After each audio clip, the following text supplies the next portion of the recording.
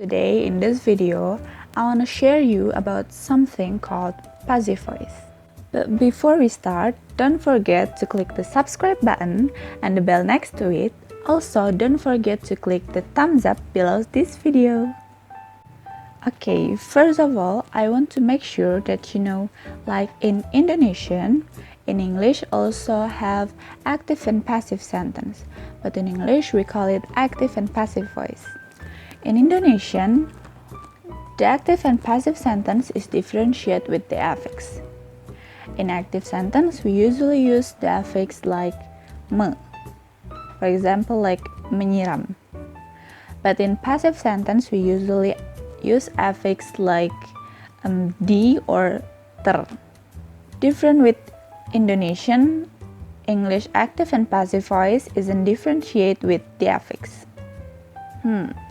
Then what makes it different? Let's get to know.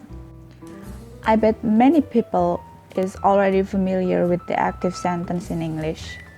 However, what about the passive one?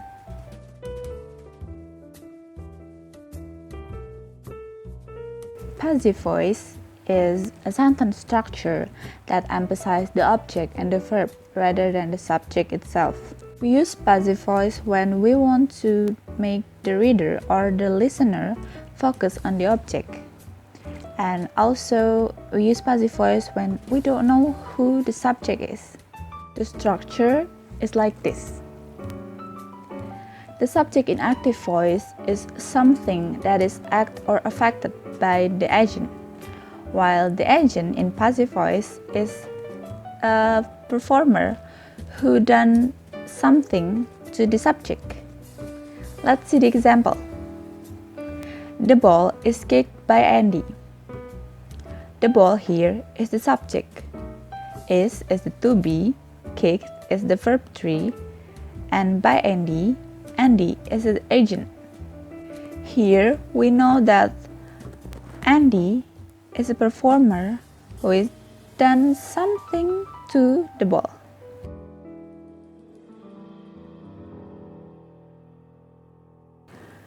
Now, what is the difference between active and passive voice in terms of structure?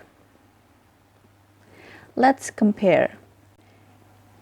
In this picture, we can see that the subject in active sentence or active voice is the agent in passive voice, and the verb in active voice is changed into to be plus verb 3 in passive voice, and the object in active voice is the subject in passive voice.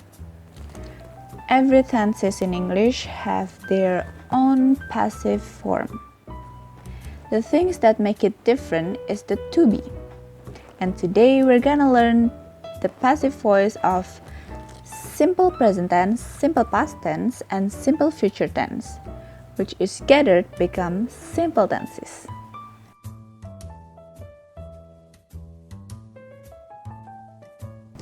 The first one is simple present tense. In simple present tense, the to be we use is or am or are, depends on the subject itself. So it becomes subject plus is or am or are plus verb 3 plus by agent. For example, the cow is fed by James. We use is because it is singular subject. The clothes are washed by Annie. We use are because the subject is plural. And the last one is I am fired by my boss. We use am because the subject is I. The next one is simple past tense. In simple past tense, the to be we used is, was or were, depends on the subject itself. So it becomes subject plus was or were plus verb 3 plus by agent.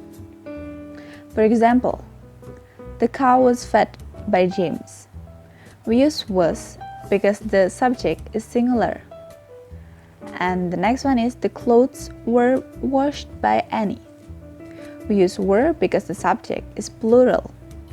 And the last one is simple future tense. In simple future tense, we mix the to be with the modal.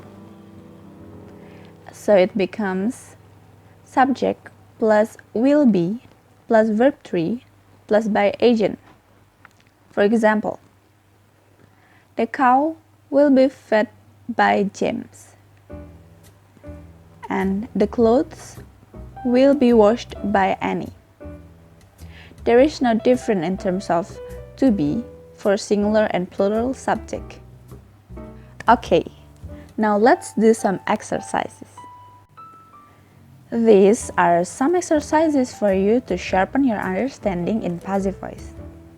The first thing you should do before answering these questions is you need to identify which tenses it is. You may want to pause the video right now to do the exercises, because I will share the answer right after this one.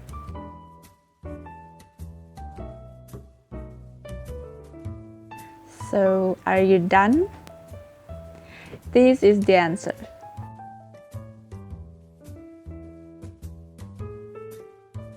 Okay guys, thank you so much for watching this video.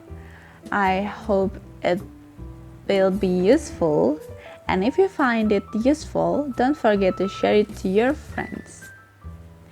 See you in the next video. Bye!